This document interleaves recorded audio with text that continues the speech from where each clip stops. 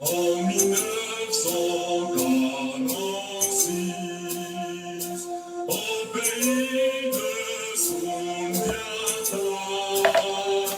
tous les Africains ardents et fiers se sont donnés rendez-vous.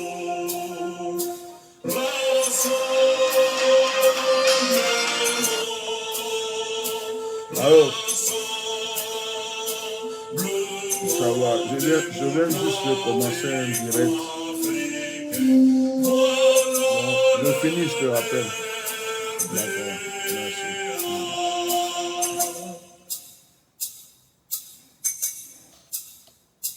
En 1946, au pays de Sundiata, tous les Africains ardents et fiers se sont donnés rendez-vous.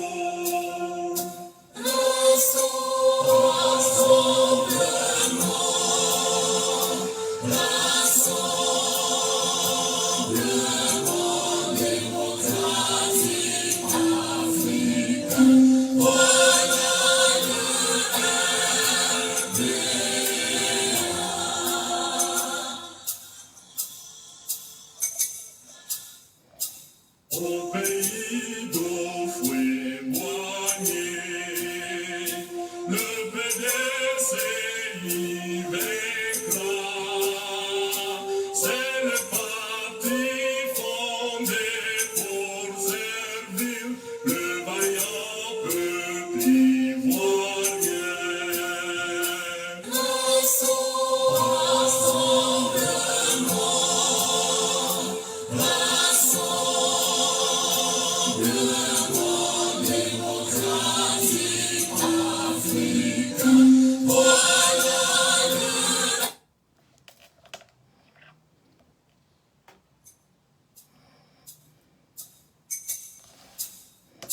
En 1946, au pays de Sundiata, tous les Africains ardents et fiers se sont donnés rendez-vous.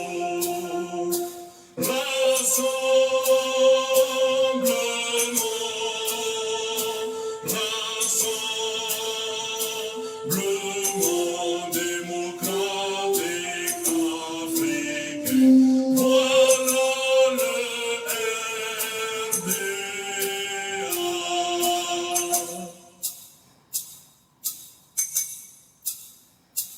En 1946, au pays de Sundiata, tous les Africains ardents et fiers se sont donnés rendez-vous.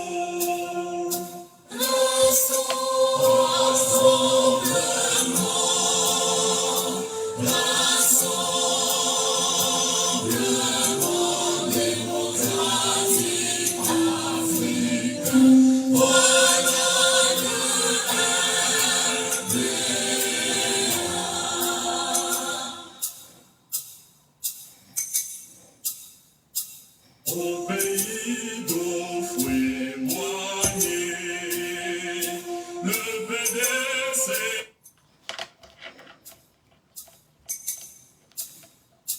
En 1946, au pays de Sundiata, tous les Africains ardents et fiers se sont donnés rendez-vous. Bonsoir, bonsoir, bonsoir. Rassemblement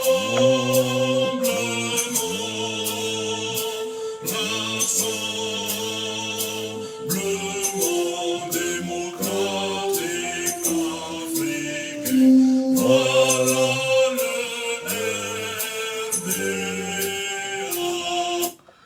Alors, que Dieu vous bénisse abondamment. Que la grâce de Dieu soit avec vous. Je vais me déconnecter ici du Wi-Fi, du Bluetooth. Mettez les cœurs, partagez. Voilà, mettez les cœurs, partagez Bluetooth. Allez, hop, déconnecter. Voilà. Je viens faire ce direct. Que toutes les personnes intelligentes m'écoutent. Et que toutes les personnes qui sont simplement des fanatiques prennent congé de ce direct. Voilà, c'est un direct que je fais en âme et conscience. Vous savez, il arrive souvent que, je ne sais pas pour tout le monde, hein. Mettez les cœurs, mettez les cœurs. Je ne sais pas pour tout le monde, mais pour moi personnellement, qui ne fait pas vraiment de la politique et qui souvent vient ouvrir sa bouche pour régler certaines situations ou pour parler de certaines situations, il arrive souvent que je suis perné. Deux fois, il m'arrive toute une journée d'être triste. Je suis pas, ça m'arrive pas d'être triste parce que je n'ai pas d'argent dans la poche, de l'argent dans le compte, je n'ai pas la santé ou que j'ai des problèmes. Ça m'arrive d'être triste de voir l'état de mon continent, l'état de mon Afrique. Je ne sais pas si tout le monde ressent cette douleur, mais moi je la ressens profondément. Je la ressens profondément et ça me fait vraiment mal. Et j'ai l'impression que les Africains n'ont pas encore compris quelque chose. Les Africains n'ont pas. Quand je vois des chefs d'État africains, je vois des pays africains se diviser. Mais en réalité, quand tu vois pourquoi ils se divisent, ce n'est même pas pour des problèmes qui les concernent eux-mêmes. Ils se divisent parce que ils veulent faire honneur à leur dictateur. Ils veulent faire honneur à ceux qui les ont colonisés. Ils veulent faire honneur à ceux qui à leurs détracteurs. Vous savez, la plupart des conflits, même actuellement ce qui se passe entre le Mali et la Côte d'Ivoire, en réalité, il n'y a pas de problème entre le Mali et la Côte d'Ivoire. Les politiciens ne nous disent pas vraiment la vérité, parce que s'ils voulaient vraiment nous dire la vérité, ce qui se passe entre le Mali et la Côte d'Ivoire est relié à la France. Est relié à la France. Pourquoi la Côte d'Ivoire n'a jamais eu de problème avec le Mali avant que le Mali ne se décide de chasser les soldats français, de se séparer de la France? Pourquoi? Pourquoi? Venez me dire pourquoi. Partagez le direct s'il vous plaît, parce que j'ai l'impression que, voilà, partagez le direct, mettez les cœurs, c'est important, c'est sérieux ce que nous disons ici. Pourquoi la Côte d'Ivoire n'a jamais eu de problème avec le Mali avant que le Mali ne se décide. Excusez-moi, je veux dédier ce direct-là à la mémoire d'une sœur qui est décédée. Une sœur qui est décédée pour ces combats inutiles, parfois que nous trouvons deux fois inutiles.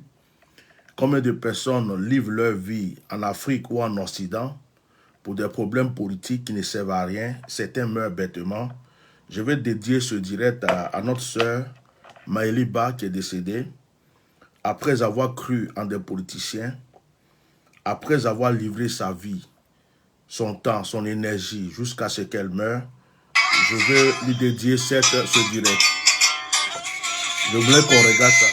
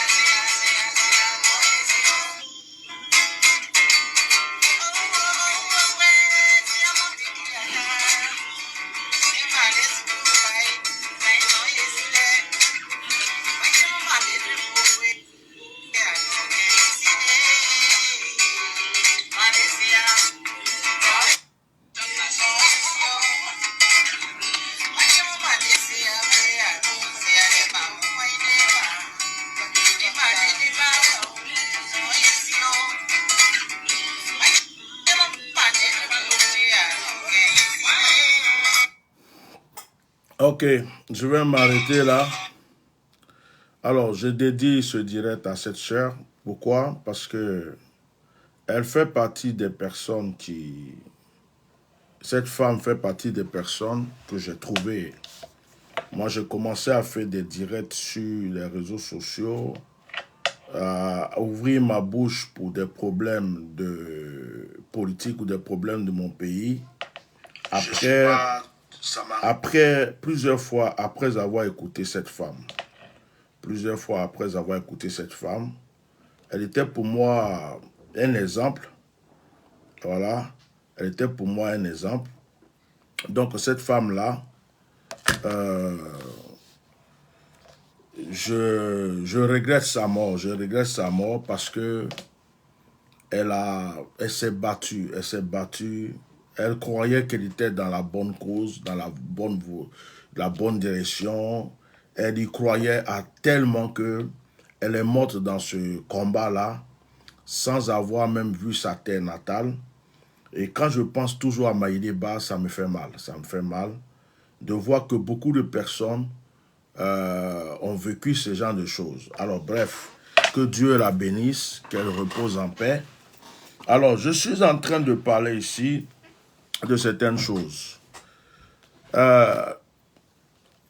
Nos dirigeants, nos pays africains sont perdus. Nous sommes perdus. Même nous tous là, qui sommes en train de nous battre, de nous insulter du matin au soir, mettez les cœurs sur les réseaux sociaux, en réalité, nous sommes des pions. Je suis convaincu que même si je vais en Côte d'Ivoire, autour d'Alassane Ouattara, il n'y a que des personnes corrompues. Des personnes, il y a même autour d'Alassane Ouattara des personnes qui n'aiment pas Alassane Ouattara, qui s'en foutent d'Alassane Ouattara, qui sont à côté là, des hypocrites qui sont à côté parce qu'ils sont protégés et parce qu'ils vont manger. Parce qu'ils mangent. C'est-à-dire qu'ils ont eu un endroit pour se cacher. Et j'avais posé la question à Dieu, pourquoi mais ce monsieur-là, tu m'as montré en songe, tu m'as montré en vision qu'il était tombé. J'avais même vu sa mort. Il s'est relevé. Dieu m'avait répondu, mais quand tu regardes autour de lui là, tu regardes les opposants, tu regardes tous ceux qui sont là, qui est digne aujourd'hui? Qui est digne aujourd'hui de prendre ce pays? Il dit, et Dieu me montre comme ça que il y a que des personnes qui attendent pour se diviser, pour se manger les uns les autres, parce qu'en fait, c'est une affaire de chacun à son tour. Une affaire de chacun à son tour. Lui, là, il a été président, moi aussi, je vais être président. Lui, là, il a été président, moi aussi, je vais être président. On a dit le nom de lui, là, il faut qu'on dise mon nom. Il faut que moi aussi, je prouve que j'ai été président, que je prouve que j'ai été premier ministre. Mais ceux qui aiment vraiment leur pays, ceux qui aiment vraiment l'Afrique, ceux qui aiment vraiment leur pays, il n'y en a pas beaucoup. Je ne suis pas en train de dire que Alassane Ouattara aime son pays plus que Gbagbo, plus que ceci. Ne traduisez pas mal mes paroles. Mais lorsque j'ai posé la question à Dieu, et Dieu m'a dit, je le maintiens là pour dévoiler tous les traites, pour faire un nettoyage, et pour que les Ivoiriens aient vraiment les yeux ouverts sur certaines choses qu'ils avaient ignorées, qu'ils n'avaient pas compris. Effectivement, aujourd'hui, on connaît qui sont les traites. On voit parmi les opposants comment les gens se comportent. On a vu des gens qui sont partis au stade, qui ont dit aux gens, on ne veut pas de troisième mandat. À un certain moment, ils se sont cachés dans leur chambre. Ils ont laissé des enfants aller mourir bêtement. Et puis eux, ils se sont cachés. Et d'autres même, après avoir dit qu'ils ne veulent pas de troisième mandat, ils sont actuellement dans le gouvernement d'Alassane Ouattara parce qu'ils peuvent manger. Donc quand tu analyses toutes ces choses, tu te rends compte que la politique africaine, c'est une politique de manger. Voilà, il faut qu'on se parle aujourd'hui. Partagez mon direct. C'est une politique de manger. Or, la victime dans cette histoire, c'est le peuple. Et le peuple aujourd'hui est en train de chercher qui nous aime, qui nous comprend, qui va se battre pour nous. Quand on voit par exemple les Maliens qui se sont levés pour accueillir leur premier ministre après son discours, c'est un signe, un symbole à tous les présidents africains pour leur dire que derrière vous, il y a un peuple. Et si vous faites la volonté du peuple, si vous soutenez le peuple, si vous aidez le peuple aussi sera derrière vous. C'est le message que les Maliens ont donné au monde entier. Lorsque le premier ministre malien allait faire son discours, les Maliens ne l'ont pas accompagné. Les Maliens ne l'ont pas accompagné à l'aéroport. Mais après avoir entendu son discours, ils se sont reconnus dans ce discours. Ils ont reconnu qu'il y a quelqu'un qui a parlé de leur souffrance. Ils ont reconnu qu'il y a quelqu'un qui a dit ce qu'ils avaient dans leur cœur, qu'ils voulaient dire au monde entier. C'est pourquoi ils sont sortis et ils sont allés accueillir ce monsieur pour dire merci. Merci d'avoir parlé pour nous. Lorsqu'un président sera dans la volonté du peuple, lorsqu'un président touchera le cœur de son peuple, sera dans son peuple, le peuple sera derrière lui. Je ne peux pas faire ce direct sans parler d'Houphouët-Boigny. Houphouët-Boigny était président pendant des années en Côte d'Ivoire. À un certain moment, on a vu des personnes en train de se lever pour dire non, il faut le multipartisme. Il faut le multipartisme. Houphouët disait que les Africains n'étaient pas prêts. Quand ils regardent la Côte d'Ivoire, on n'était pas prêts pour le multipartisme. Aujourd'hui, je donne raison à Houphouët. Houphouët disait qu'on n'était pas prêt pour le multipartisme.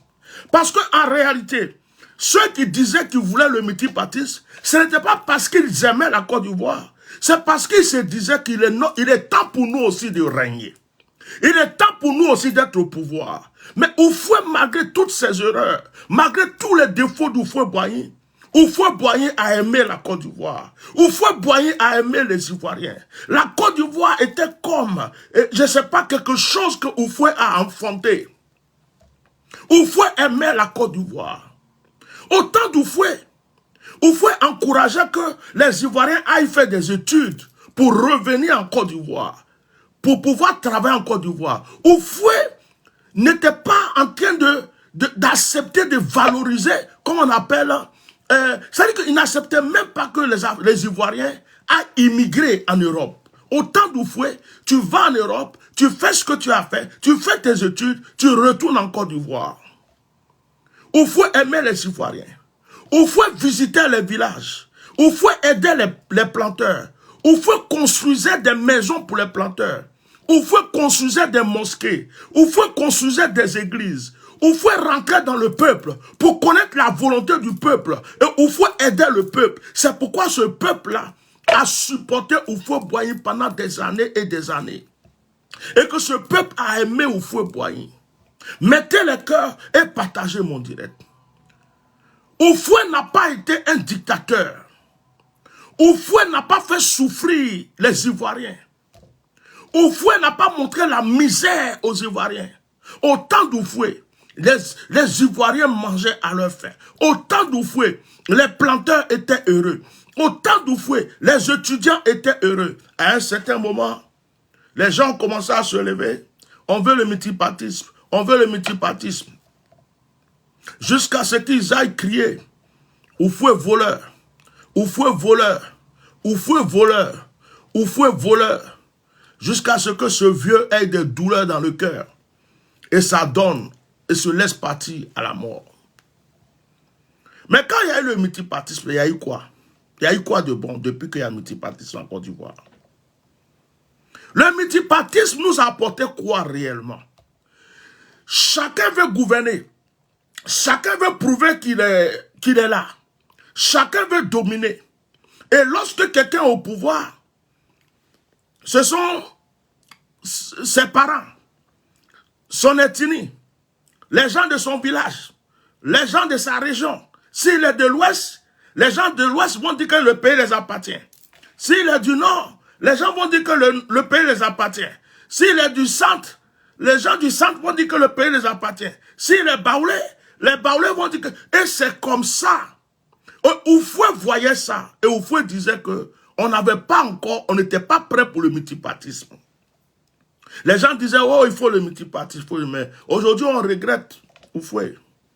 On regrette largement Houphouët. Le multipartisme est venu, ça nous a donné quoi? Il n'y a que des personnes qui se battent et qui veulent chacun prouver que c'est eux qui peuvent faire ceci ou cela. Pendant ce temps, il y a un peuple qui est là qui souffre. Depuis que Houphouët est parti, les Ivoiriens ne font que souffrir. Mais il y a des personnes qui ne voient pas mes directs. Où est mon fils? Je suis en direct. Je suis en direct. Je suis en direct. Je ne sais pas comment ça se fait, tu ne vois pas mes directs. Je te rappelle.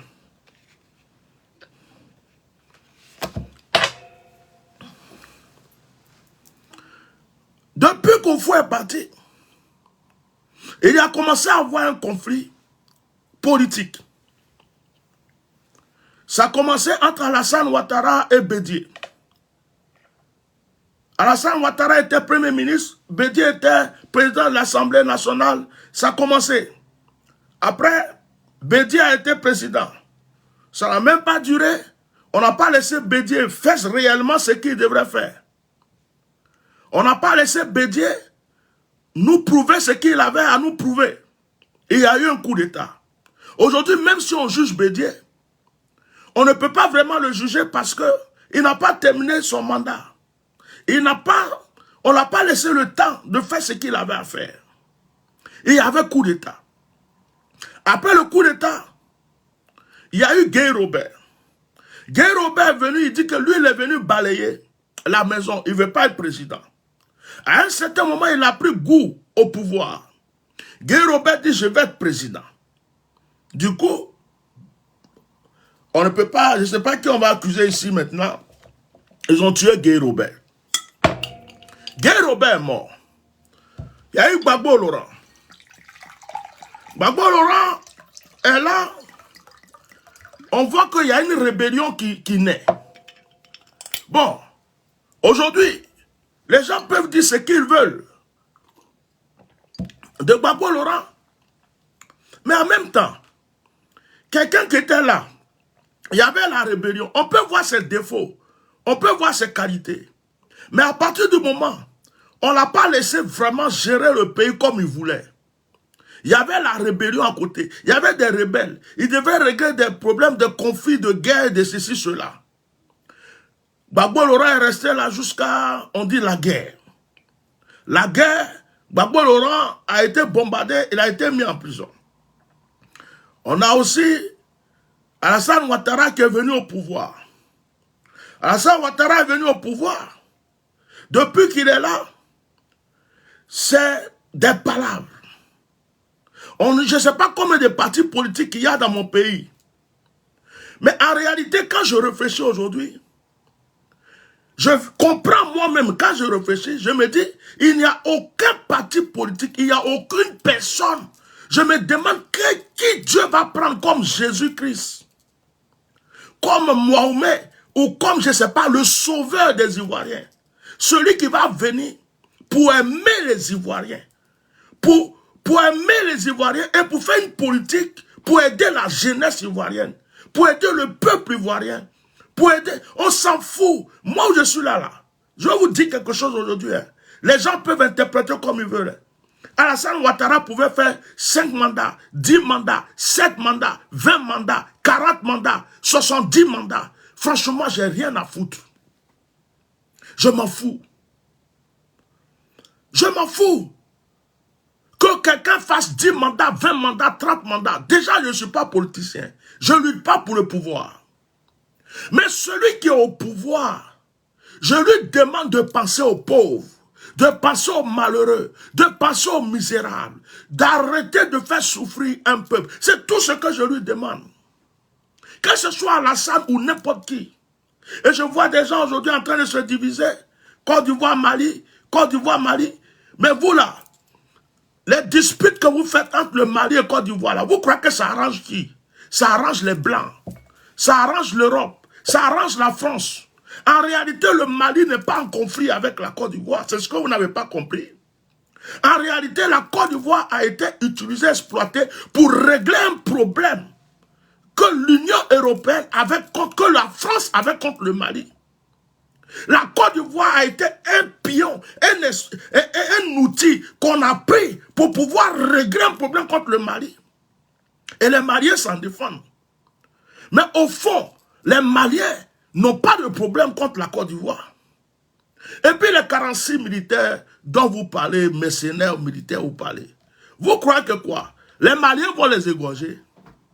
Les Maliens ne vont pas les égorger. Quel que soit tous les Maliens vont les libérer. Quel que soit tous les Maliens vont les libérer. Là même, par exemple, là actuellement, ils ont envoyé des gens pour aller discuter avec eux pour essayer de trouver une entente. Peut-être même que le Mali va se décider pour dire, bon, on a assez prouvé qu'on ne peut pas venir nous faire n'importe quoi. Maintenant qu'ils ont compris la leçon, on va libérer les 46. Les Maliens peuvent les libérer. Ça ne change rien de la vie des Maliens. Qu'il y ait 46 militaires chez eux, mercenaires chez eux, ou qu'il n'y ait pas 46 mercenaires chez eux. Aujourd'hui, ce que les Maliens veulent, c'est développer leur pays. Aujourd'hui, ce que les Maliens veulent, c'est lutter contre les djihadistes. Aujourd'hui, ce que les Maliens veulent, c'est vraiment vivre leur indépendance d'une manière royale. Mais quand il y a d'autres pays qui sont là, des pays frères, des pays africains, c'est vos frères, les Maliens sont vos frères. Et vous êtes là, c'est vous qui vous levez. Ce que la France ne peut pas faire, c'est vous qui faites. Vous vous levez matin, on va sanctionner. Mais vous réfléchissez. Quand vous êtes là-bas et puis dit, on sanctionne la Guinée, on sanctionne le Mali, on va aller couper ceci, on va couper cela. Mais vous êtes en train de vouloir faire souffrir des peuples qui souffrent déjà. Des peuples qui souffrent. Vous êtes africains. Vous ne pouvez pas vous réunir pour dire non, ce n'est pas à nous de sanctionner nos frères. Ce sont nos frères. S'ils sont en train de lutter pour ceci ou cela, il y a une cause. Nous venons de loin, de l'esclavage, de la colonisation. On a vécu beaucoup de choses. Ils ont leur souffrance. Et si ils sont en train de faire ceci ou cela, nous pouvons les raisonner. Nous pouvons parler avec eux. Nous pouvons essayer de les faire comprendre. Mais jusqu'à les sanctionner, geler ceci, geler cela, faire ceci, faire cela. Mais c'est hypocrite.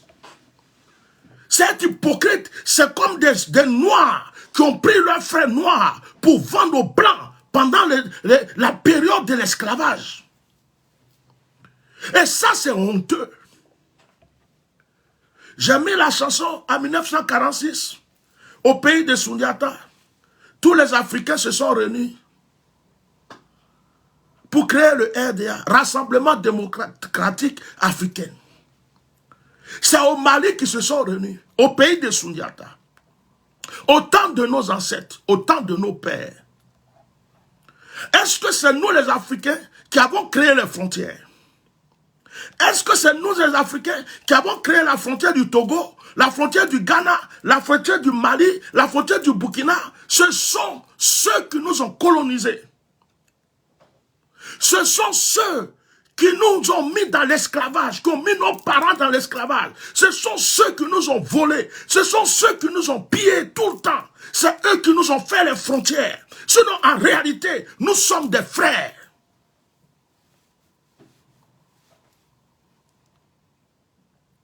Nous sommes des frères. Aujourd'hui, je vais dire à tous ces politiciens qui sont là, en Côte d'Ivoire, dans tous les pays africains, mais je parle de mon pays, dans vos belles cravates. Aujourd'hui, il y a de l'injustice en Côte d'Ivoire. Avant qu'Alassane Ouattara ne soit au pouvoir, il y a des jeunes Djoula qui ont battu campagne pour Alassane Ouattara. Il y a des jeunes Djoula qui se sont levés, qui ont frappé leur poitrine pour Alassane Ouattara. En Côte d'Ivoire, où je parle aujourd'hui, qui ont été oubliés, qui ont été délaissés. Est-ce que je mens? Est-ce que je mens? Il n'y a pas de jeunes doulas qui se sont levés, qui ont transpiré dans le soleil, qui ont lutté pour Alassane Ouattara, mais aujourd'hui, on ne les connaît pas. Ce sont d'autres personnes qui sont en train de manger à leur place. Donc la politique ivoirienne, c'est une politique de manger.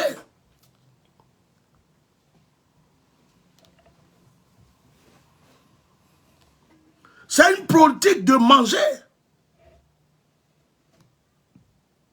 La plupart de ceux même qui sont dans le gouvernement aujourd'hui, ils ont mené quelle lutte? Ils ont mené quel combat? Il y a des jeunes qui se sont battus. Il y a des jeunes qui se sont promenés de cour en cour. Il y a des jeunes qui ont fait des meetings. Il y a des jeunes dans toute la Côte d'Ivoire, de l'intérieur jusqu'à Abidjan, des petits doulas.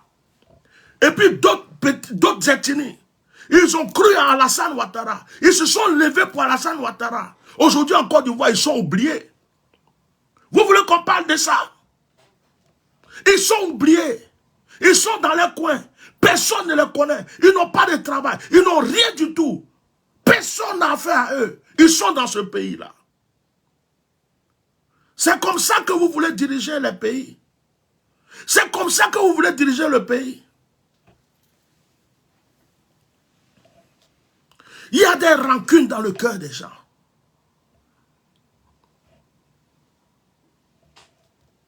Il y a des rancunes dans le cœur des gens.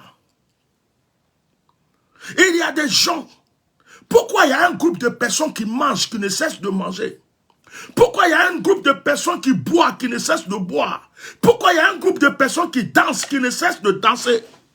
Ce que vous avez reproché aux autres, c'est ce que vous aussi vous faites. Ce que vous avez reproché à Oufoué, c'est ce que vous êtes en train de faire. Ce que vous reprochez à Babo, c'est ce que vous êtes en train de faire. Mais en ce moment-là, ça va finir quand? Quand est-ce qu'il va y avoir quelqu'un qui va penser réellement au peuple? Quand est-ce qu'il va y avoir quelqu'un qui va être un digne fils de l'Afrique et qui va dire je suis africain? L'Afrique d'abord. Je suis ivoirien. Les Ivoiriens d'abord. Quand est-ce qu'on va avoir cette personne? C'est de ça qu'on parle. On s'en fout qu'il soit Doula, qu'il soit Baoulé, qu'il soit RHDP, qu'il soit PDCI, qu'il soit Gouro, qu'il soit PDCI. On s'en tape de d'où il vient. Mais quelqu'un qui va aimer son Afrique et son peuple. C'est pourquoi les Maliens sont derrière Assimi Goïta. C'est pourquoi les Maliens se sont rassemblés pour accueillir le Premier ministre. C'est pourquoi nous autres, nous soutenons le Mali parce que le Mali est un exemple dans ce domaine. Assimi Goïta est un exemple dans ce domaine. Ce n'est pas histoire d'être traître, d'être ivoirien et de défendre le Mali. Ce n'est pas histoire de ne pas aimer la Côte d'Ivoire, d'aimer le Mali, puisque non. On est en train de vous lancer un message pour vous dire, il est temps que vous mettez l'Afrique en avant. Votre pays en avant. Les Blancs qui nous ont colonisés là, ce ne sont pas vos frères. Ils nous pillent, ils nous volent, ils nous escroquent et nous souffrons. On a la terre chez nous, on ne peut pas l'exploiter. On a l'or chez nous, on ne peut pas l'exploiter. On a le café, on ne peut pas l'exploiter. On a le cacao, on ne peut pas l'exploiter. On a l'EVA, on ne peut pas l'exploiter. On a tout ce qu'il faut chez nous pour réussir. Vous pouvez prendre notre argent pour construire des usines, pour développer des choses. On a des jeunes ingénieurs avec des diplômes scientifiques. On a tout ce qu'il faut. Actuellement, en Côte d'Ivoire, il y a quelqu'un qui a créé un portable, un téléphone qui parle toutes les langues. On n'est pas bête en Afrique. On n'est pas bête en Côte d'Ivoire. Laissez-nous développer nos pays. Laissez-nous développer nos nations, nos pays, pour que le monde entier sache que l'Africain est aussi intelligent. Mais vous ne faites pas ça. Vous bouffez, vous bouffez, vous bouffez. Vous finissez de bouffer. Vous prenez le reste. Vous partez déposer ça en Europe. Et les pauvres qui sont là n'ont rien. Après, vous venez casser leur maison. Après, vous venez casser leur maison. Vous cassez leur commerce. Vous inventez des lois du matin au soir. Ils ne peuvent pas aller à l'hôpital. L'hôpital coûte cher. Tu n'as pas l'argent, tu ne peux pas te soigner, tu meurs. Tu as eu un accident, il n'y a pas de premiers soins dans un pays développé.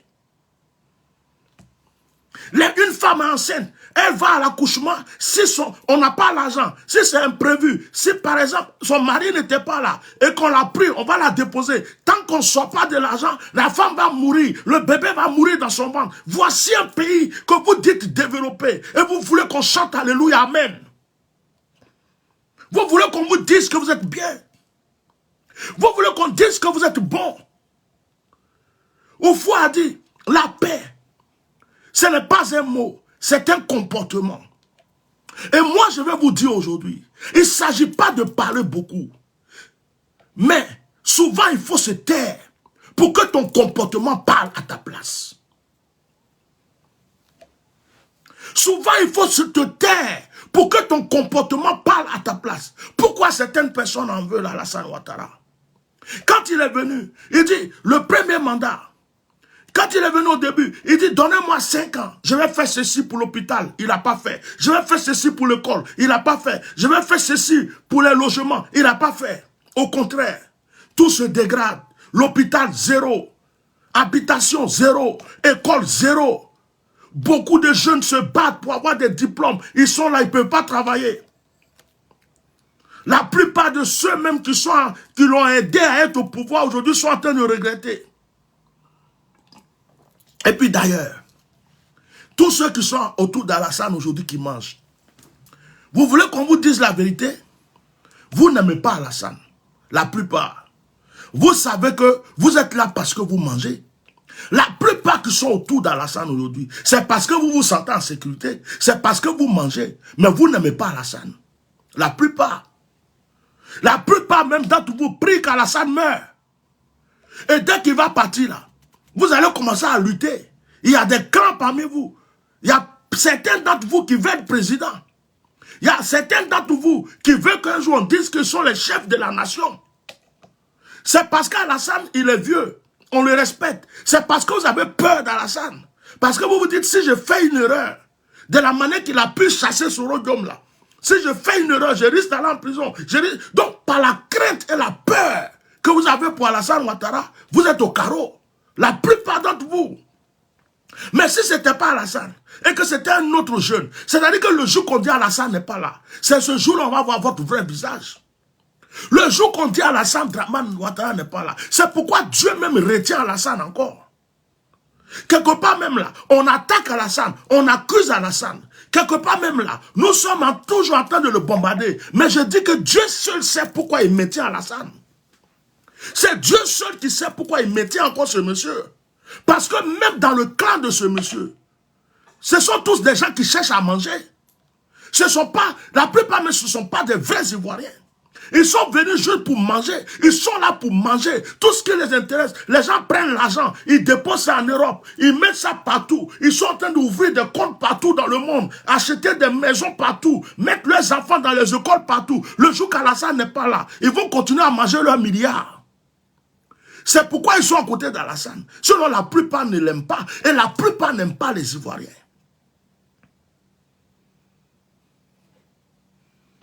Vous comprenez ce que je suis en train de dire? Alassane même qui est là, on l'attaque, on parle. Mais c'est Dieu qui le maintient là. Même dans l'opposition. On a découvert, à cause de ce qu'Alassane est là encore, on a découvert qu'il y a des traîtres, il y a des hypocrites, il y a des menteurs dans l'opposition. Des gens qui se divisent entre eux, des gens qui se mangent entre eux, des gens qui se bouffent entre eux, des gens qui sont ensemble, ils se battent entre eux. Ils étaient amis, ils deviennent ennemis. Ils ont lutté tous à la haie. Maintenant, ils sont devenus Satan contre Satan. Mais Dieu, quelque part, on peut dire Dieu merci qu'Alassane Ouattara est là. Quelque part, on va dire Dieu merci qu'il est encore là. Parce que moi, mes vérités là, je les dis à gauche et je les dis à droite. Je n'appartiens à personne. Je n'appartiens à personne. Si les gens croient que je vais venir m'asseoir là, et puis je vais prendre une personne, je vais le mettre à la hauteur. Toujours. Je vais toujours en train de dire telle personne. Moi, je ne suis pas hypocrite. Vous tous qui suivez les gens là, vous êtes des hypocrites. Parce que vous connaissez leurs défauts, mais vous ne voulez pas qu'on en parle. Moi, je ne suis pas ça. Moi, je suis la voix du peuple. Je suis l'ambassadeur de la voix des sans-voix. Si je voulais me taire, pour ne même plus faire de direct, et que je voulais faire réellement ce que vous appelez politique, j'allais être seulement un intermédiaire entre le peuple et le gouvernement. J'allais prendre les paroles du peuple pour donner au gouvernement, et dire au gouvernement la souffrance du peuple. Je suis ambassadeur de la souffrance du peuple. Je ne suis pas dans vos conneries. Il y a des gens qui pensent que quand tu vas t'asseoir là, tu vas venir, parce qu'il est ennemi de Soro, tu vas venir insulter Soro. Il est ennemi d'Alassane, donc pour rien du tout, tu vas venir toujours insulter Alassane pour lui donner. Il est ennemi de Bédier, parce que il n'aime pas Bédier, il faut toujours venir clasher Bédier pour lui donner. Mais vous payez les gens combien pour ça? Vous croyez que mon temps là, c'est pour venir raconter vos bêtises? C'est le peuple ivoirien qui m'intéresse. Les jeunes filles qui sont en train de se prostituer parce qu'elles n'ont pas de travail. Les enfants qui vont à l'école, qui n'ont aucune éducation, qui sont en train de faire n'importe quoi dans les classes d'école. Les hôpitaux où les gens ne peuvent même pas être soignés. Dans un pays dit développé, on parle de métro, alors que l'hôpital elle-même n'est pas encore développé. Il n'y a même pas de premiers soins. C'est ça qui m'intéresse. Et si quelqu'un aime son pays, j'aime le président du Bénin. J'aime le président du Bénin. Allez-y au Bénin. Allez-y au Bénin actuellement. Il est en train de créer des choses pour le Bénin. Le Bénin est en train d'être indépendant au fur et à mesure.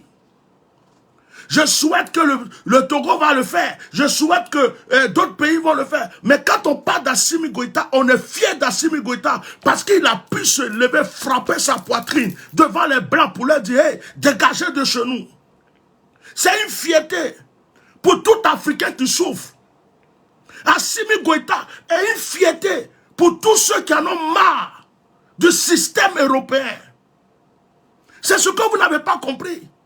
Combien de personnes peuvent prendre le courage de faire ce qu'Assimi Goïta a fait? Et c'est pourquoi on le soutient. Ce n'est pas histoire d'être traître, histoire de ne pas aimer son pays. Et puis les 46 mercenaires, moi, je ne veux même plus parler de ça. Parce que vous savez, c'est un problème politique. De toute façon, les 46 là, Inch'Allah, ils vont sortir. Inch'Allah, ils vont les libérer. Les Maliens ne vont pas les égorger. Les Maliens ne vont pas les tuer. Les Maliens ne vont pas les fusiller. Depuis longtemps, les Maliens disent, venez demander pardon, on va vous donner. Les Maliens là, ils ne vont pas les tuer. C'est parce qu'ils veulent qu'on les respecte. C'est parce que dès le départ, on s'est foutu des Maliens. Dès le départ, ils ont insulté les Maliens. Dès le départ, ils ont pris les Maliens pour des moins que rien. Et les Maliens veulent le prouver. Ils veulent prouver à tous ceux-là que ce qu'ils ont pensé d'eux là, c'est faux. Vous ne pouvez pas venir nous ridiculiser dans notre propre pays. Donc les Maliens veulent prouver à la Côte d'Ivoire, prouver au monde entier, qu'ils ne dépendent de personne. Aujourd'hui, on me dit oui. Hein? On me dit oui. Comment on appelle? On me dit que... Attendez, je vais vous montrer quelque chose. Ils ont coupé l'électricité au Mali. Mais ils ont coupé l'électricité au Mali. Et alors? S'ils ont coupé l'électricité au Mali, et alors? J'espère que j'ai retrouvé ma vidéo là. Non, c'est pas ça. La vidéo n'a pas été enregistrée. Ils ont coupé l'électricité au Mali, je ne retrouve pas la vidéo, j'espère. Hein? Mais les Maliens sont en train de trouver le système. Hein? Regardez cette vidéo. Regardez cette vidéo. Il n'apportera plus de compteurs électriques. Regardez. Pose de première pierre d'une unité de production de compteurs électriques et accessoires organisée par la société Elect Afrique en partenariat avec la société EDEM SA s'inscrit dans le cadre de promouvoir le développement du secteur de l'énergie au Mali. Ce projet permettra la réduction du taux de chômage avec plus de 200 emplois directs et une centaine d'emplois indirects. C'est dans le but de faciliter l'accès aux compteurs d'électricité et de développer une expertise locale que la société Elect Afrique SA, partenaire de Longi, société spécialisée dans le secteur des terminaux communicants et disposant d'une expertise mondialement reconnue en matière de production de compteurs électriques et de coffrets de sécurité, a décidé d'ériger cette unité de production dans notre pays. Désormais, le Mali n'importera plus de compteurs électriques. Ce sont les pays de la sous-région qui viendront se servir chez nous. Cette unité favorisera à l'immédiat l'assouplissement retour à l'envoyeur des compteurs par leur disponibilité permanente et la réduction des temps d'attente de demande de compteurs. D'un coût total de plus de 15 milliards de francs CFA, l'unité offrira plus de 200 emplois directs et plus de centaines d'emplois indirects. Placé sous le haut patronage du président de la transition, chef de l'État, colonel Assimi Goïta et M. Sédou Lamine Traoré, ministre des Mines, de l'Énergie et de l'Eau, ce projet permettra à l'EDEM SA de mettre un terme aux ruptures conjoncturelles de stocks qui nuisent à sa clientèle et participera à la réduction de la pauvreté. L'implantation de cette unité de production et d'assemblage de compteurs et accessoires permettra à EDM de dire désormais son mot sur le choix technologique correspondant le mieux à ses besoins et d'oublier définitivement les ruptures conjoncturelles de stock qui nuisent non seulement à son image et pénalisent gravement sa clientèle. Désormais, EDM disposera de compteurs répondant à ses besoins en tout temps et en tout lieu, à la suite d'un partenariat solide et mutuellement avantageux qu'elle nouera avec Elect Afrique SA. Produire sur notre territoire des compteurs électriques permet à EDM, la Société Énergie du Mali, de satisfaire la demande très croissante en compteurs électriques venant de la part de notre population. Je pense qu'au-delà de cela, c'est un espoir. Vous savez, comme je dis, avoir des unités industrielles dans un pays qui fait face à des problèmes sécuritaires s'inscrit en droite ligne justement de la politique étrangère du Mali. Une première au Mali, la mise en place de cette unité de production d'électricité traduit la volonté des autorités maliennes de mettre en œuvre la politique de développement du secteur de l'énergie. Bon, vous voyez, depuis que j'ai commencé à parler du Mali, ceux qui ont suivi mes directs au début, j'ai dit, certains disaient, les Maliens, vous n'êtes pas développés, il n'y a pas goudron chez vous, vous ne savez pas parler français, vous ne savez pas faire ceci, il n'y a pas d'électricité, on va vous couper l'électricité. Moi, j'ai dit aux gens, le Mali va être tellement développé bientôt, que même vous, les Ivoiriens, qui vous moquez du Mali, vous allez aller immigrer au Mali. La roue tourne. C'est-à-dire que deux fois, quand on te persécute, c'est là que tu fais sortir la force qui est cachée en toi. C'est quand on te persécute là. Les Maliens ne sont pas bêtes. Tout ce que les Maliens font là, ils savent sur quoi. On dit quand tu vois quelqu'un qui parle, il sait sur quoi il a posé son pied. Vous avez, moi j'ai vu le porte-parole, bien, je ne sais pas qui là, de la Côte d'Ivoire, en train de parler de l'électricité en disant que les gens disent que l'électricité est coupée au Mali, ce n'est pas eux qui ont coupé et que ça arrive. Mais on n'est pas des enfants. Depuis longtemps, les gens disent que la Côte d'Ivoire va couper l'électricité sur le Mali. Et comme par hasard, après le discours du Premier ministre, le courant, apparemment, il paraît, est coupé au Mali. Maintenant, les Maliens viennent de montrer qu'ils avaient préparé leur plan B derrière. Pour dire, vous voulez couper le courant, non? Coupez. Mais ce qu'on va vous montrer là, bientôt c'est vous qui allez venir acheter courant chez nous. Vous voyez, dans la vie, il faut réfléchir. Hein. Il faut réfléchir. Il y a des pays comme par exemple le Ghana.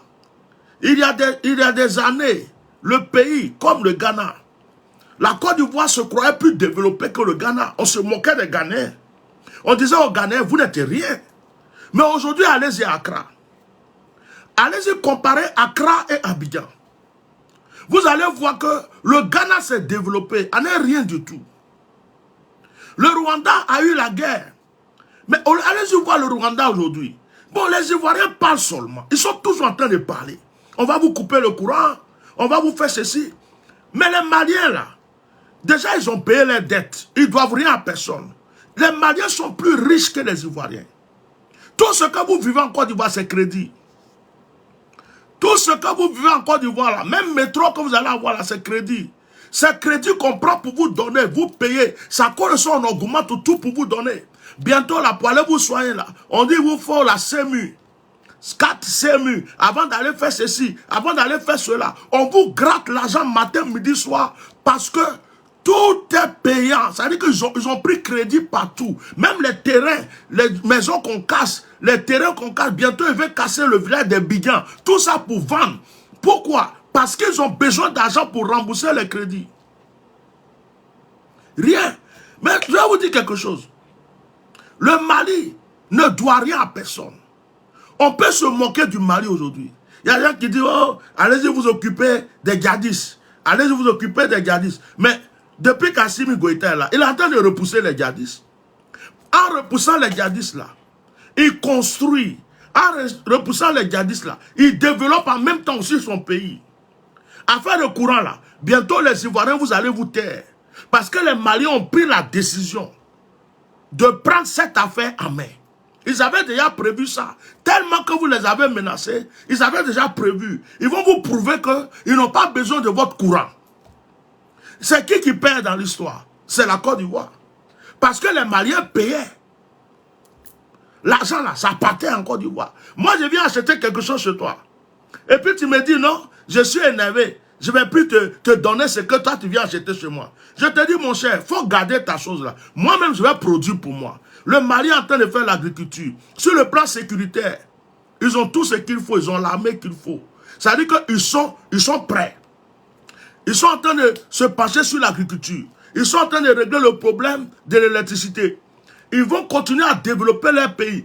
D'ici quelques temps, vous allez voir le Mali. Les goudrons que vous allez voir au Mali. L'électricité que vous allez voir au Mali. Vous n'allez pas reconnaître le Mali. Moi, je vous ai dit ça depuis le début que je parle. Vous n'allez pas reconnaître le Mali. Parce que c'est un peuple qui est debout. C'est un peuple qui est soudé. C'est un peuple qui dit, on est fatigué. On veut maintenant aller. Mais vous autres qui parlez en Côte d'Ivoire là, vous avez quel objectif? À part les buzz, à part chanter, à part couper, décaler, à part vos petites chaînes de télé bizarres là. Vous partez juste pour montrer le cul des gens, fesses des gens, danser. Quel objectif même en Côte d'Ivoire vous avez? Vous avez quel objectif? Quel objectif? Même un Ivoirien qui vit à l'Occident, quand il dit qu'il va en Côte d'Ivoire pour essayer d'ouvrir une affaire, le gouvernement actuel ne le laisse pas ouvrir son affaire. On n'a qu'à se dire la vérité. Combien d'Ivoiriens ont les moyens qui veulent aller investir en Côte d'Ivoire et puis on bouffe leur argent? Il y a un système aujourd'hui en Côte d'Ivoire. Si tu envoies des millions et des milliards sur ton compte en Côte d'Ivoire, le gouvernement là, il y a des gens, il y a des bandits dans le gouvernement. Je n'ai pas dit que c'est le président de la République parce que ça là, je ne vais pas aller l'accuser. Je ne vais pas aller accuser Alassane. Je ne sais pas. Ça là seulement, ça veut dire qu'il faut savoir mettre des choses où ils sont. Il y a des bandits dans le gouvernement. Ils font quoi?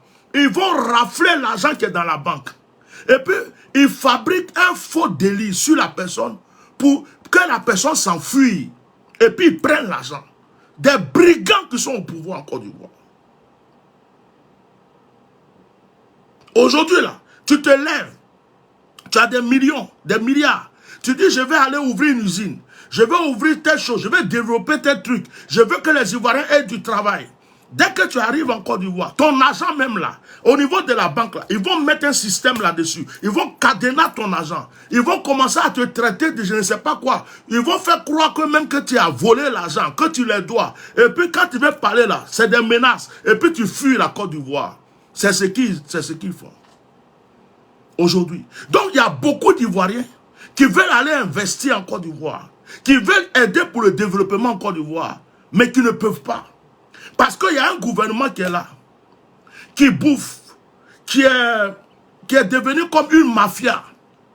C'est comme une mafia, un groupe de personnes qui est là, qui ne fait que manger. Même ceux qui les ont aidés, les jeunes qui les ont aidés, qui se sont battus pour eux, les jeunes qui ont livré leur vie pour Alassane, qui se sont levés dans la rue pour Alassane, ils ont été ingrats avec eux. On les a repoussés. Beaucoup sont en Côte d'Ivoire aujourd'hui là. Ils n'ont plus rien. Ils n'ont pas de travail. Ils n'ont pas de situation. Pourtant, ils se sont levés pour Alassane Ouattara. Ce sont des bandits. Des gens bizarres qui sont autour de lui. Qui cherchent juste à manger. Qui n'aiment pas le pays. Ils ont pris le pays comme un club. Le pays est devenu comme un club. Aucun amour pour les Ivoiriens. Aucun amour pour le pays. Ils s'en foutent des Ivoiriens. Ils s'en foutent du pays. Tout ce qu'ils savent, il faut que l'argent rentre dans leur poche. Tous les projets qu'ils font, ils font des projets parce que c'est l'argent qu'ils veulent déposer quelque part pour racler. Le métro là, ils vont vous présenter un baka qui va rouler pendant 1 mois. Le métro là, ça ne va pas faire plus d'1 an. S'ils ont fait un métro là, vous allez voir que le métro là sera garé quelque part. Parce qu'ils vont bouffer l'argent. Quand on a donné l'argent pour aider les jeunes qui veulent entreprendre en Côte d'Ivoire, ils ont fait quoi avec l'argent? Ils n'ont pas accusé un jeune coiffeur pour dire que c'est lui qui a bouffé l'argent. Qu'on lui a donné telle somme, il n'a rien fait. En Côte d'Ivoire, quelqu'un va bouffer l'argent du gouvernement et puis il est libre. Ils savent qu'ils ont bouffé. Et puis ils ont donné un peu aux jeunes. Et le jeune est quelque part là complice, mais il ne peut rien dire. Il ne peut pas venir s'asseoir pour dire la vérité. Ils ont bouffé, se sont partagés l'argent. Au port, ceux qui vendent garba, il y a un réseau au port pour le poisson-thon. Si tu n'es pas dans ce réseau-là, tu ne peux pas avoir le poisson-thon. Il y a des Ivoiriens qui veulent entreprendre. Il y a des Ivoiriens qui veulent créer des affaires. On les bloque ici, on les bloque là. On les mène la vie difficile ici. Il y a d'autres même qui luttent jusqu'à pour construire, pour pouvoir mettre en location, pour pouvoir s'en sortir. On casse un jour leur maison partout. Mais je dis, oh, vous voulez que les gens s'en sortent comment? Vous voulez que les gens vous aiment comment aussi? Vous voulez que les gens vous applaudissent comment? Vous voulez que tout le monde vienne s'asseoir pour dire Alléluia, Amen, le gouvernement est bon, le président est bon, le gouvernement est bon, mais on n'est pas tous des moutons. On n'est pas tous des aveugles. À un certain moment, il faut que vous compreniez qu'on a un cerveau aussi. Aujourd'hui là, c'est parce que la plupart des gens ont peur d'Alassane. C'est parce que la plupart des jeunes ont peur d'Alassane.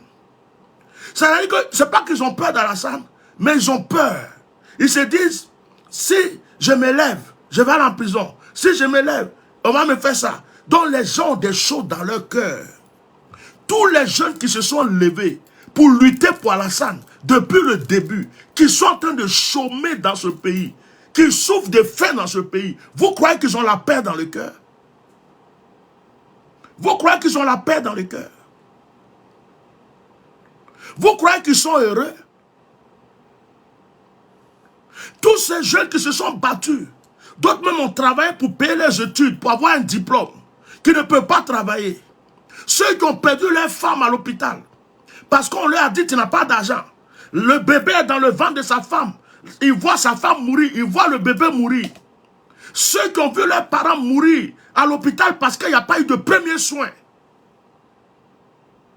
Ceux qu'on a chassés d'un hôpital parce qu'il lui manquait 5 000, il lui manquait 3 000 francs. CFA. On l'a jeté au dehors.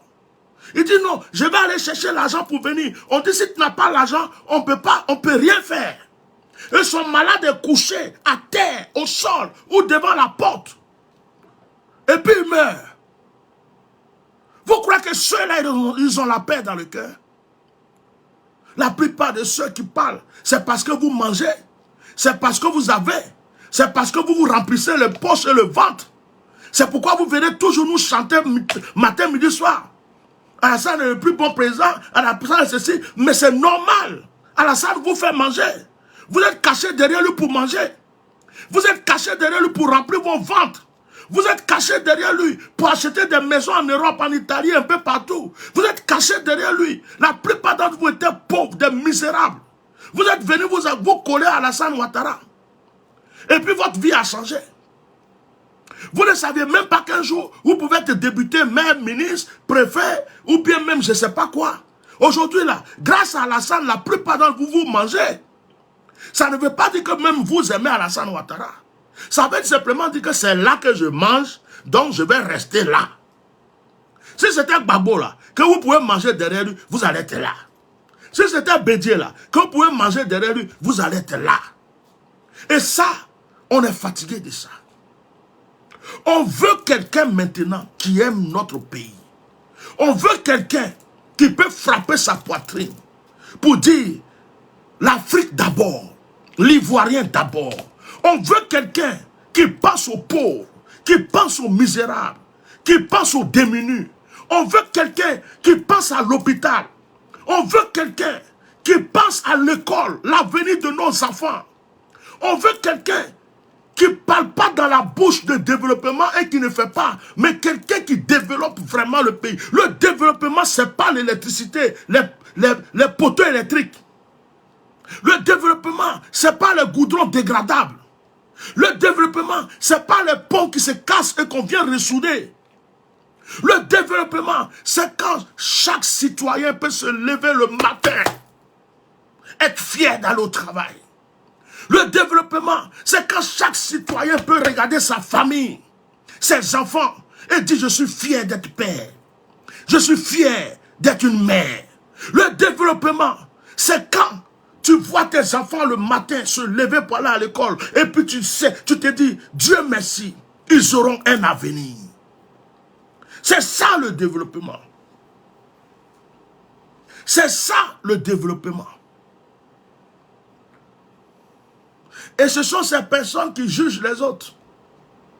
Vous voyez un voleur qui vient juger quelqu'un qui accuse le voleur.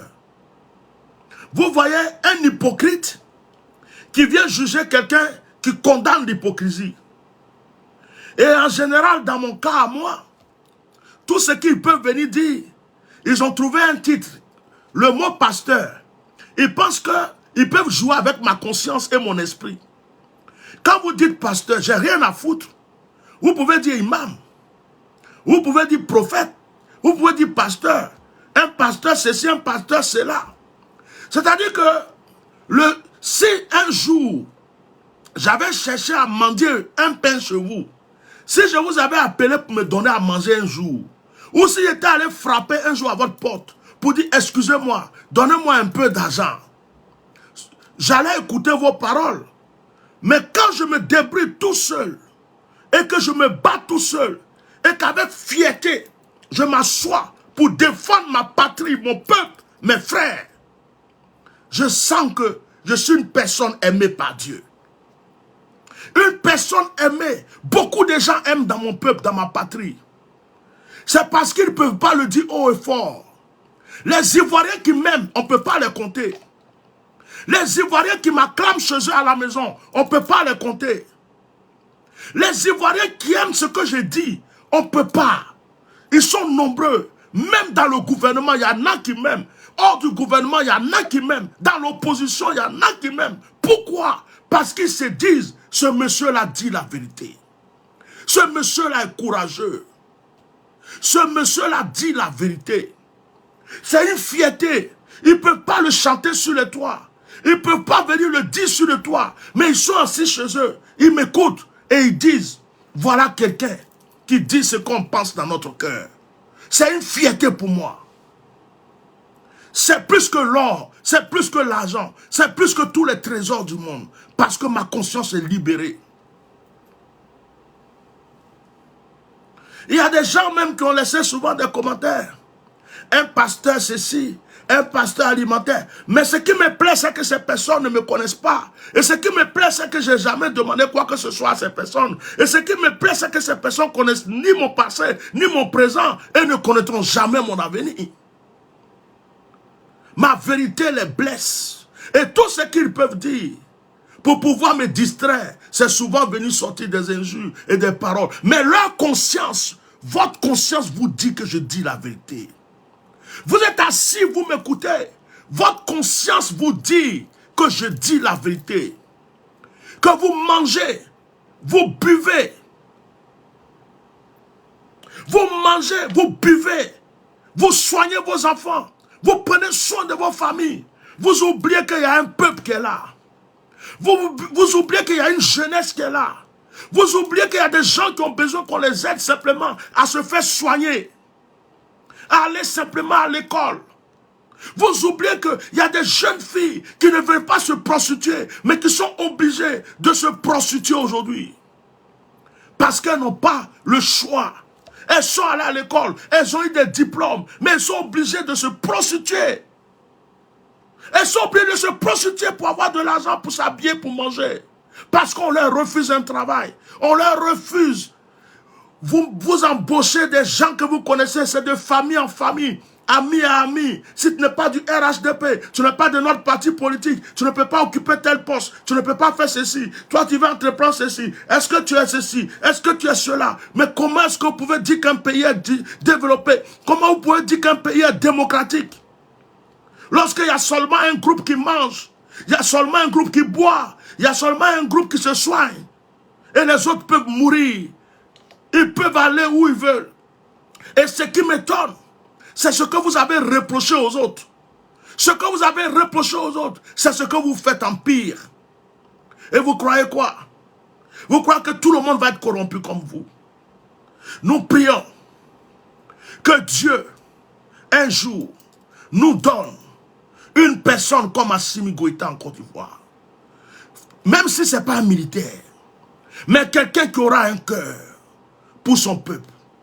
Quelqu'un qui aimera sa patrie. quelqu'un qui aimera son peuple et quelqu'un qui sera prêt à se battre pour son peuple. Nous prions qu'un jour, un fils de la Côte d'Ivoire soit digne de nous rappeler Feu Houphouët-Boigny. Vous avez reproché tout à Houphouët-Boigny, mais Houphouët-Boigny aimait la Côte d'Ivoire. Vous avez reproché tout à Houphouët-Boigny. Houphouët-Boigny aimait les Ivoiriens. Il ne faisait pas de différence entre le nord, le sud, l'est, l'ouest. Houphouët ne faisait pas de différence entre le musulman et le chrétien. Houphouët aidait même ceux qui n'étaient pas de son parti. Même les gens qui n'étaient pas du PDCI-RDA ont bénéficié de l'aide et du soutien d'Houphouët-Boigny. Toutes les grandes écoles en Côte d'Ivoire, le CAFOP, l'UNICEF, tout ça, l'université, tout a été créé par Houphouët. Houphouët voulait que les Ivoiriens soient les plus intelligents de la terre. Il voulait que la Côte d'Ivoire soit le pays le plus développé. Quand vous voyez le goudron de Yamoussoukro, on dirait une autoroute. Vous nous parlez de goudron aujourd'hui. Vous nous parlez d'électricité. Mais on est né dans le goudron. On est né dans l'électricité. Je suis né à Yamoussoukro. La ville de Yamoussoukro était éclairée du matin au soir. Je suis né dans l'électricité, dans la lumière. La nuit, il y a de l'électricité. Je suis né avec des goudrons larges. Il n'y a rien qui me distrait. J'ai vu des ponts en Côte d'Ivoire. Avant que ce pouvoir soit là, j'ai vu des ponts. Ce n'est pas nouveau pour moi. Il y a une chose que j'avais vue, que je ne vois pas aujourd'hui. C'est que les Ivoiriens soient heureux. C'est que les Ivoiriens mangent à leur faim. C'est que les Ivoiriens soient dans l'entente, dans l'amour, les uns envers les autres. C'est que la Côte d'Ivoire soit conviviale. J'avais vu ça et je ne le vois plus. Et c'est ça qui me blesse. Et c'est ça qui me fait mal. On dit qu'un pays est développé pendant que des malades meurent devant des hôpitaux, sur les sols de l'hôpital, devant des médecins corrompus. Un pays est développé pendant que des étudiants, des gens qui ont des diplômes n'ont pas de travail. Combien de jeunes chôment en Côte d'Ivoire? Combien de jeunes qui ont des diplômes aujourd'hui en Côte d'Ivoire ne savent pas comment s'en sortir? Combien de jeunes avec des connaissances, de l'intelligence dans ce pays sont en train de se demander qu'est-ce qu'ils vont faire de leur vie? Combien ont fui ce pays pour aller au Maroc, qui sont esclaves dans certains pays? Combien sont en Algérie? Combien sont en Tunisie, en Libye? Combien sont morts dans la mer? Combien sont en Europe, sans papier, qui dorment dans les rues, dans des foyers, qui souffrent, qui ont laissé une terre bénie? Ils ont cru qu'ils partaient se chercher pour être heureux parce qu'il n'y avait plus rien sur les terres. Pourquoi faites-vous souffrir le peuple? Et vous ne voulez pas qu'on en parle. Vous avez pris des gens pour faire vos dieux. Quand on parle, vive un tel, vive un tel, vive un tel. Mais mon ami, si tu veux prendre un être humain pour devenir ton Dieu, tu es libre. Mais dis à ton Dieu qu'il te fasse souffrir toi tout seul. Dis à ton Dieu de te maltraiter toi seul. Dis à ton Dieu d'arrêter de faire souffrir les autres et de penser aux autres. Parce qu'il est ton Dieu. Il n'est pas le Dieu de tout le monde. Quand on parle, vive, vive, vive. Ado à vie, RHDP à vie, 2025, 2035. On est d'accord. Moi, vous pouvez rester jusqu'à en 2050, ce n'est pas mon problème. Tant que mes frères mangent, tant que mes frères ont du travail, tant que l'hôpital est développé, tant qu'on ne casse pas les maisons des gens pour les laisser dans les rues.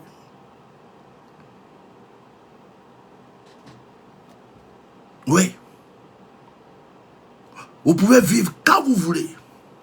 Combien de personnes, combien de jeunes, d'autres même sont en Occident, aux États-Unis, en Europe. Ils ont envie de rentrer aujourd'hui en Côte d'Ivoire. Ils ont accumulé des millions. Ils veulent aller investir. Mais ils ont peur. Ils se disent, oh, quand je vais transférer mes sous dans ce pays, ils vont me faire comme ça. Dans ce pays-là, beaucoup aujourd'hui ont peur. J'en ai parlé à certains. qui ont vu certains d'entre eux envoyer de l'argent en Côte d'Ivoire, où les gens braquaient, paix à son âme, Ahmed Bakayoko en faisait partie de ceux qui bloquaient l'argent des gens sur leur compte. Ce n'est pas parce qu'il est mort que je ne vais pas dire la vérité. Et il est parti. Il y a des brigands qui sont restés derrière lui. Aujourd'hui, tu envoies des millions en Côte d'Ivoire, tu n'es pas de leur clan. S'ils veulent amadouer la banque, ils veulent bloquer ton argent, ils bloquent ton argent. Et puis tu ne peux rien faire. Tu es parlant, on te menace. C'est ça qui existe dans ce pays. Vous voulez qu'on développe ce pays comment? Et c'est vous qui venez attaquer le Mali. Les Maliens, peut-être, vous dites qu'ils étaient pauvres. Nous tous, nous reconnaissons que la Côte d'Ivoire était développée un peu mieux que le Mali.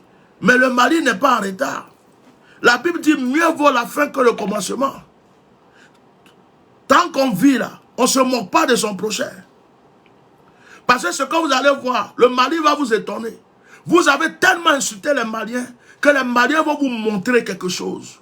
Goudron là, ils vont vous montrer vrai goudron. Électricité là, ils vont vous montrer vraie électricité.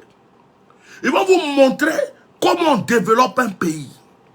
Parce que vous les avez trop insultés. Alors, je veux parler à mes frères.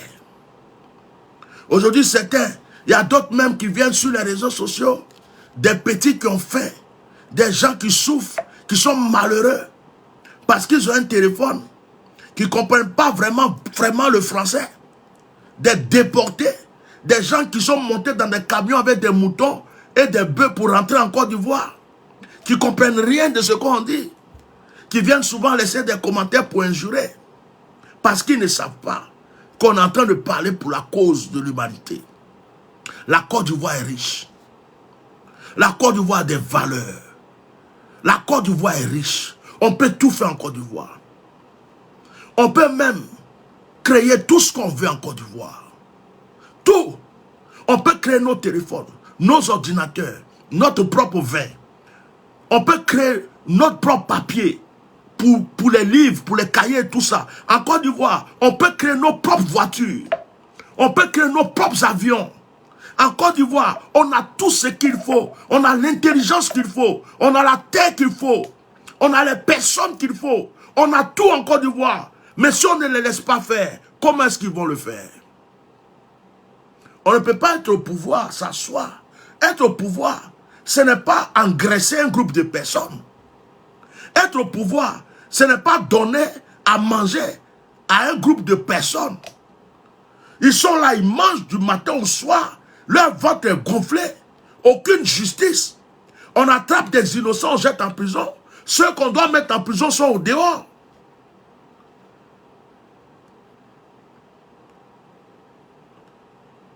Il y a des cas où on se dit la personne va être en prison, le procureur ne bouge pas. Et il y a des cas où on se dit, bon, ça c'est rien, le procureur va jeter la personne en prison. On casse les maisons des gens sans leur donner un abri, sans les prévenir. Ils sont dans la rue. On va à l'hôpital, on ne peut pas se soigner. Tu n'as pas d'argent, tu ne peux rien faire.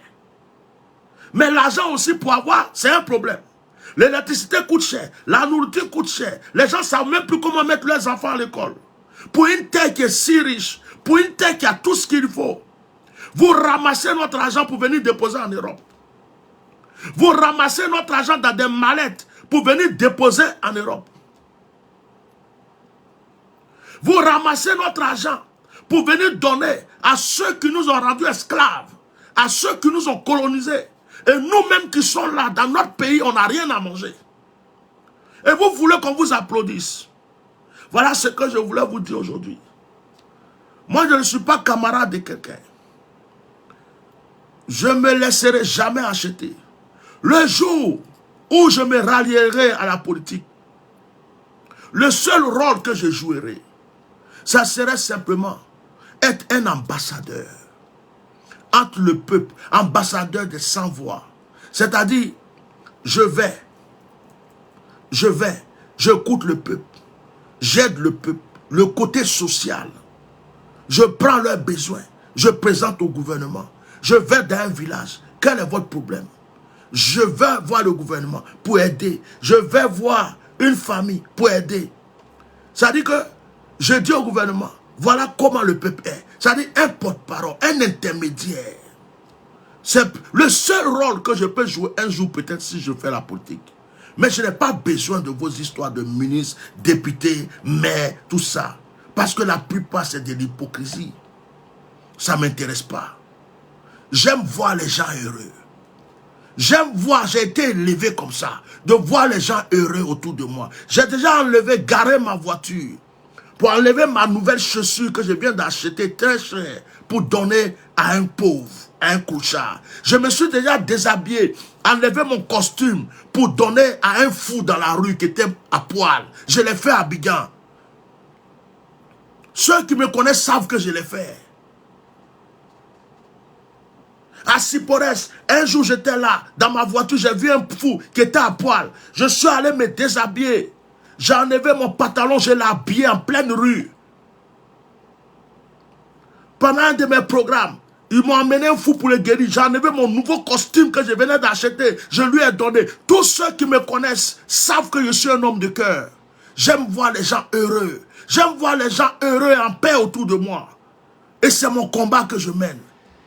Alors, c'est-à-dire que pasteur, ceci, pasteur, cela. Je mène le combat de l'amour. Je mène le combat de l'amour. Je mène le combat de l'amour.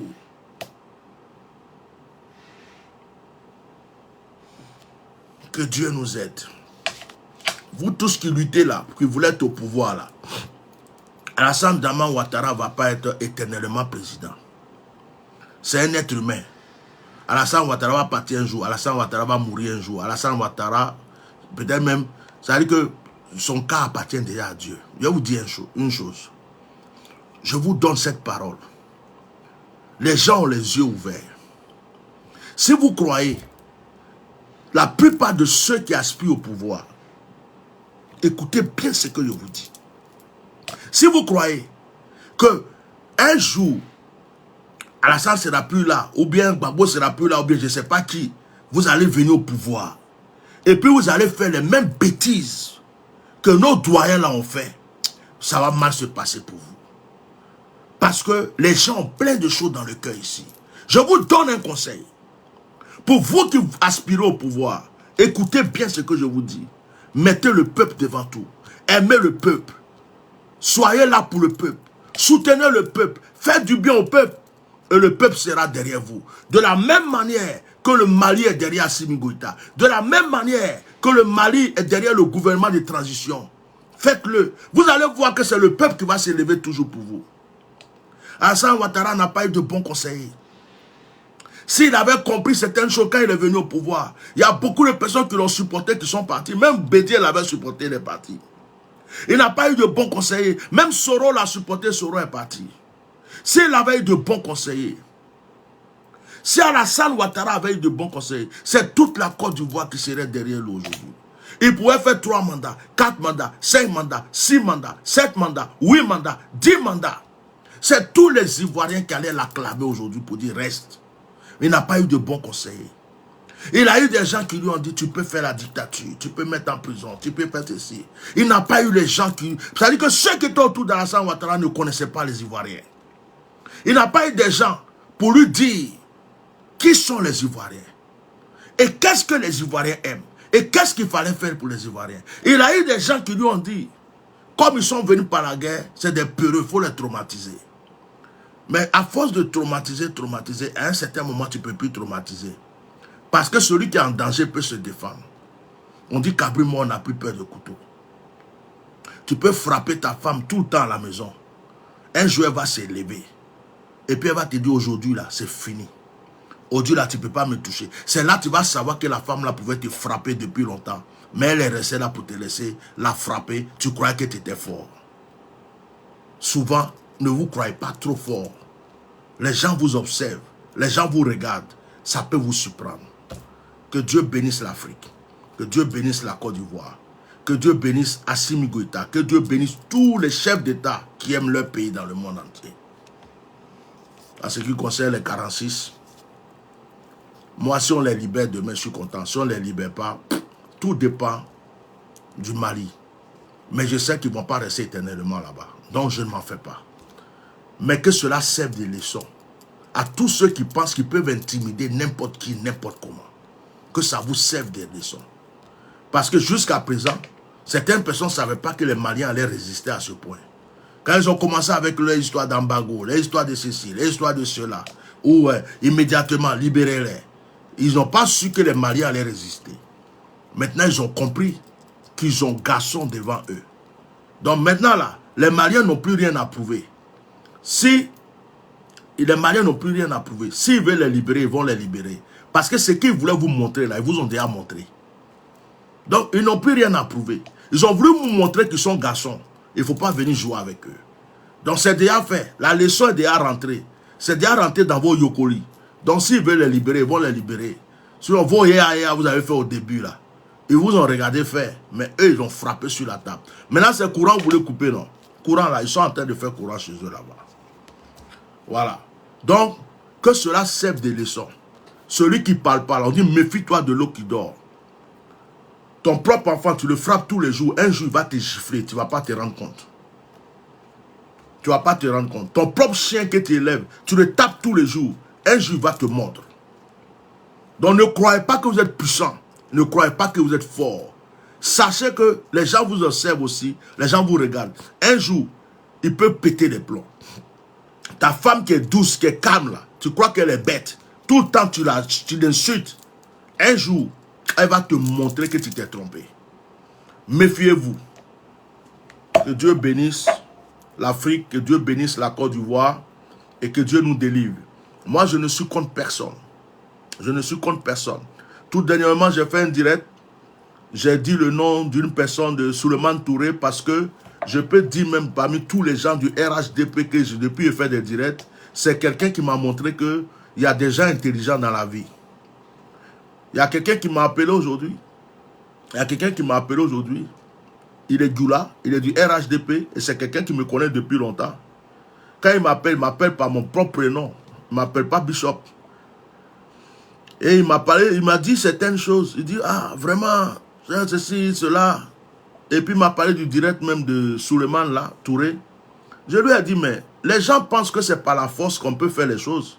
J'ai dit, depuis que moi-même je parle là, ce que Souleymane Touré là, il a fait là, il sait que j'attaque les gens. Mais il a écouté ma parole pour aider quelqu'un. J'ai dit, imagine qu'il y avait quelqu'un du RHDP qui était intelligent, qui m'avait même peut-être un jour appelé, frère, ce que tu dis là, tu nous attaques tout, mais je crois que ça là, qu'est-ce que tu penses de ça? Ça là, peut-être que tu as raison, on peut l'améliorer comment? On peut faire quoi? Qu'est-ce que tu penses? Il a dit peut-être même que depuis là, je m'étais déjà tué.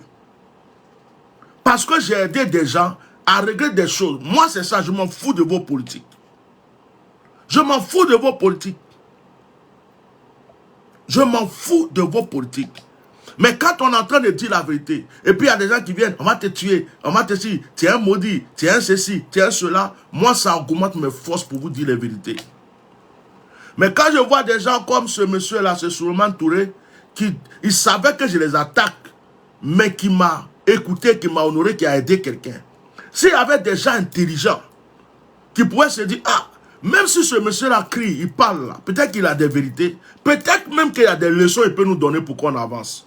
Et qu'il y avait quelqu'un, on n'est pas en train de se manger, mais il y a des gens qui pensent qu'ils ont la raison du plus fort, ils sont forts, ils peuvent attaquer tout le monde, ils peuvent tuer tout le monde, ils peuvent venir insulter tout le monde. Mais non, on vous dit certaines choses pour que vous réfléchissez. Et ce n'est pas par les menaces que vous allez faire taire les gens. Vos menaces là, ça fait taire qui jusqu'aujourd'hui? Jusqu'aujourd'hui, ça fait taire qui? Personne. Souvent, soyez intelligents. Soyez intelligents. Quand j'ai fait une publication sur Souleymane Touré, et puis j'ai dit que Dieu bénisse cette personne, il y a des gens qui sont venus me dire, pourquoi tu félicites ces gens-là? Il ne faut pas les féliciter. Si tu les félicites, ils vont croire que c'est ça. J'ai dit non. Un monsieur qui a été honorable, un monsieur qui a écouté ma voix, un monsieur qui a aidé un pauvre, un monsieur qui a été un malheureux, je suis obligé de le féliciter. Je l'ai félicité. Après, j'ai dit ce que j'avais à dire, mais je l'ai félicité. Voilà. C'est lui là même, il m'appelle demain, il dit, je vais te parler. Je vais l'écouter, même si je ne suis pas d'accord avec lui, je vais écouter ce qu'il va dire. Mais quelqu'un qui m'appelle, il y a des gens qui ont essayé de 2 fois appeler. Oh, et toi là, tu es un bâtard. Toi là, tu es un chien. Tu crois que quoi? C'est toi qui insultes le Prado là. Le jour qu'on t'attrape. Oh, ça là, c'est petit. C'est petit. C'est rien ça, c'est petit. Donc soyez intelligents. Je parle à tous les moutons qui ont un cerveau de mouton, qui suivent les gens bêtement, qui sont moutons, qui ne savent pas réfléchir, qui pensent que leur zone de mouton là, ça effraie tout le monde là. C'est à eux que je parle pour terminer mon direct. Vous n'effrayez personne. On vous dira toujours la vérité. Et moi, quand j'ai quelque chose ici là que je vais dire, je dis. Si tu veux que j'arrête de parler, change ton comportement. Si tu veux que j'arrête de parler, fais ce qui va m'empêcher de continuer à parler. Mais tu ne peux pas m'intimider. Voilà.